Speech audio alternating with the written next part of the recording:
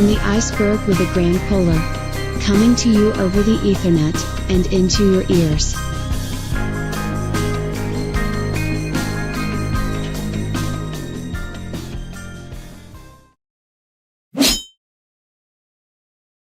Welcome to Bulldogs Radio. I've got Jade and Mitchell here from Vanitas, and let's hear, how did the band get together? Oh, well, right. So we used to be in a band called Verb, the Noun, and it was a bit slightly similar, but less like orchestral goodness to the sound. And it was all right, but you could tell we were like very much figuring out what we were doing, how to get about doing things, and the name was a bit. I was 18 and I just thought it was a funny joke, and I couldn't decide a name with the guitarist at the time, the other guitarist, because I was initially a drummer for it and then became guitarist. It was all over the place, so we were like, we can't decide a name. Let's just go with this. Then it stuck for like a few years.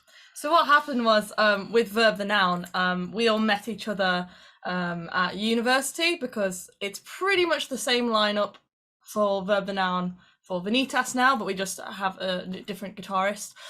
So he kind of started this project ages ago, and then I met him at uni. He tricked me into giving him a singing lesson because I'm a singing teacher, when he didn't actually want singing lessons. He just wanted to figure out if I was good at singing or not, and then from there I auditioned and joined Verb the Noun. And then we kind of got to a point where I was a bit sick of the joke name, and we was making new music that was completely different, had the orchestral sort of influences, and we thought, why don't we just relaunch this new project, new fresh start. It was at that point we kind of started looking for a second guitarist. So it was me, Mitchell, John, and Mark, who's kind of the original members of Verb the Noun. Yeah. And then we found Elijah Storer, which some people might know from Aramantis a few years ago. And he was a perfect fit for us, both personality-wise, playing style, everything. Yeah, gelled really well. Yeah. And then so this kind of happened around September, October last year was when we decided, okay, right, we're going to do a new project under the name Vanitas, and we've been sort of working on it ever since then. Where does the name Vanitas come from?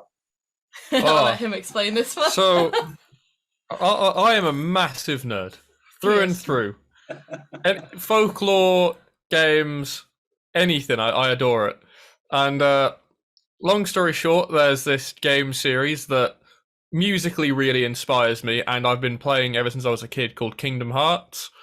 And for a brief period, there was a song that's on a potentially going to be released one day kind of thing. And I was like directly just trying to channel my love for the game series in it with like the way I was writing it, because the soundtracks in the game are like incredible. And I was like, what if I just name this demo Vanitas? And then I was like, would it be funny if that was a name? And then everyone actually liked it. Yeah, so originally Vanitas was going to be the name of just a song, but then we liked it so much that we thought, well, why don't we just make that the band name? And then on top of that, I know of Kingdom Hearts 2, and then obviously Elijah, the guitarist, is really into that too. Yeah, same as me. Yeah, but then I Googled it just to kind of, I think every new band Googles the name just to check there isn't a million other. I mean, there's a few other Vanitases out there, but what we did is we Googled it and found out that it's actually an art style called Vanitas, and I think the meaning of it kind of was really nice. It's something like, I mean, it sounds pretty metal as well. Yeah. The meaning of the art style of Vanitas was something like the futility of life or the beauty of life. It was something pretty edgy along those lines. Yeah. So we thought, well, that fits for epic orchestral prog metal band, so let's go with it. And now we're Vanitas. Okay, cool. Your influences, because there's a lot of, releasing a track that's 7 minutes long is pretty brave, for radio. Yeah. But I'm used to playing 20-minute long tracks, so that doesn't scare me, because the only time I go to the toilet. So, why did you go down this route? We kind of felt it just encompassed everything about the band. I mean, from my perspective, because at the time we didn't have Elijah when I wrote Ghostly Coast. Ghostly Coast kind of summarizes what internally to me is like the three pillars of our style. it's got ridiculous amounts of orchestra. It's got the kind of like prog metal, almost like melodic death metal inspired riffs. And it's got the like soaring vocals. And it just sort of, I was like, if I was to sit there and go, what summarizes us best? It was just Ghostly Coast out of all the tracks we had. Just so happened to be 7 minutes, which is also a bit prog, I guess. Well, we sat down and we thought, this is definitely our kind of, the song that shows off our personality. So we wanted it to be our debut song. And then we did sit and think, okay, we really need to make a radio edit for this. And we sat for ages, like, let's cut this bit. And we just couldn't comfortably cut any of it. So we thought, do you know what? Yes, it's very risky. It's a 7-minute song for a debut band that, no one's heard of us before this. And it's got like a swear in it too. So it's not exactly the most radio friendly, but we thought, well, let's go for it anyway. We'll try our best. We'll see what happens. And obviously, lovely people like you have took to it anyway. So thank you so much, because we know it's a very brave move going for a 7-minute debut release. Well, I mean, Led Zeppelin and Queen also had the same thing.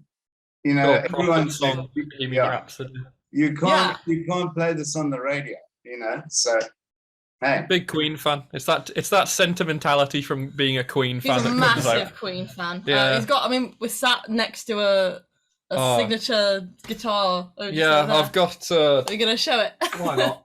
I got like a version of Brian May's guitar. And I play like Rush and Anderson, Lake and Palmer and stuff on it. It's fun. Okay, so now you're really showing your influences. You like Rush? Yeah, I love Rush. Me too. Brilliant. Definitely, I think the solo is definitely inspired by Brian May and Queen. From you. I try and pull like any chance I'm like, all right, can I make something sound Brian May? I will.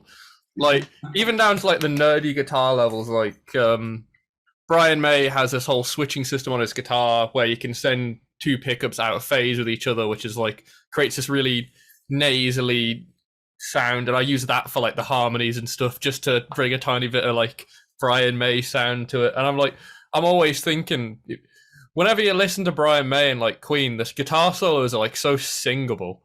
Like he has such singable lead lines, and I'm like, can I try and emulate that? Let's try.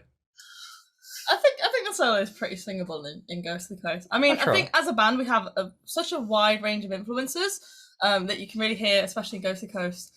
Personally, obviously, I have like lots of classic influences like Queen and Rush, as mentioned, but I'm very influenced by modern sort of prog and like gent sort of sounds. So Periphery, I'm a massive Periphery fangirl. Spencer Sotellio's voice is definitely something I aspire to sound like. A lot of the gritted vocals you hear on Ghostly Coast is a very new style of singing for me. I've always been like a clean, big, belty singer, and I'm recently delving into kind of harsh vocals and trying to figure that out sustainably, or at least kind of gritted and distorted vocals. And I'm getting there slowly, but a lot of what I record on Ghostly Coast, when I first wrote it, I couldn't do it. And I have a habit of doing that, of writing vocal lines that I can't yet sing. And then I kind of go, shit, I've got a live show in 4 weeks, and I just grind and just figure out a way to do it. And it tends to work out. Yeah. But yeah, so that's one of my big influences. But then also definitely like Devin Townsend as well. I think having that big grand voice is really important to me. Yeah, I mean, same for me with Ghostly Coast. The inspiration's just all over the place for me. The solo to me sounds kind of Queenie, Brian May. That I really love like the whole Norwegian black metal thing, like Emperor, Dark Throne. And I try and emulate that a bit. There's a bit of me trying to emulate like Opeth, In Flames, all over the place. I'd like to say I've got a fairly eclectic taste when it comes to trying to pull influences from everywhere. Because like Jade, I really like Periphery, Devin Townsend, but I always want to try and do it with that like super melodic Swedish edge that like bands like In Flames and like the Gothenburg lot have. There's too many bands I can talk about for too long. Yeah, no, you can talk for hours on bands, and I mean, you don't really want to go down that road. Your new track, when's that going to be? Oh, just so that I've got a recording of it. Okay. When's your new track going to be available? It's going to be available. Check the calendar. Check the calendar. Sometime in May. Obviously, we had to like change it just last week because of the COVID situation. But our new track is going to be available from the 13th of May. Yeah. And that's with a new music video as well. Yes. We've got that all planned and ready to go, and really excited for that one. Great. Same. Okay. Not one to do surprises, but I do this with everyone, and it's a fun little exercise. I'm excited. Okay. And it's called a pop test. Okay. Oh boy. There are no trick questions. Just say the first thing that comes to your head. You don't have to explain or justify your answer. I'm scared. That should be fun. It's very simple, trust me.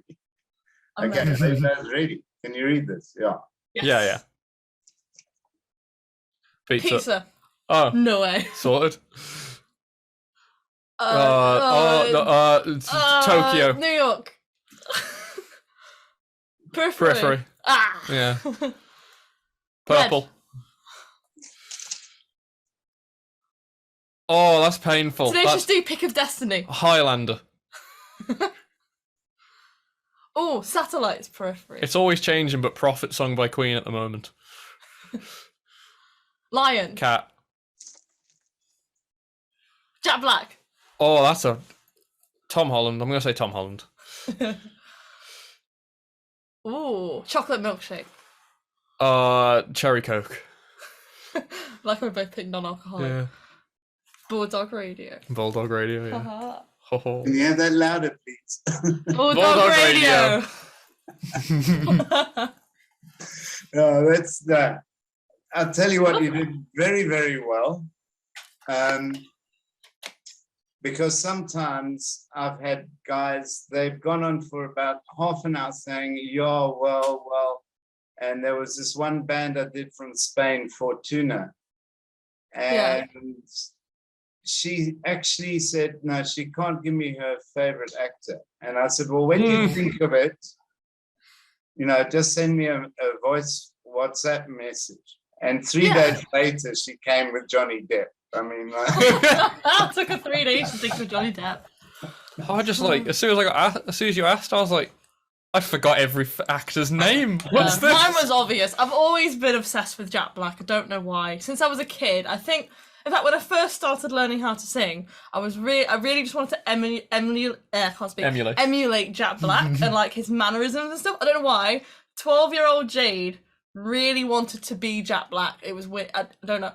Really weird, but I was obsessed with Jack Black and Tenacious D. And I used to just sing Tenacious D songs as a 12-year-old, which is a bit questionable, I know, because of some of the content of the lyrics.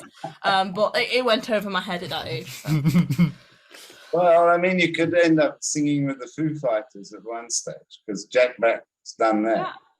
Oh, yeah. Cool, guys. Well, thank you very much for taking the time out.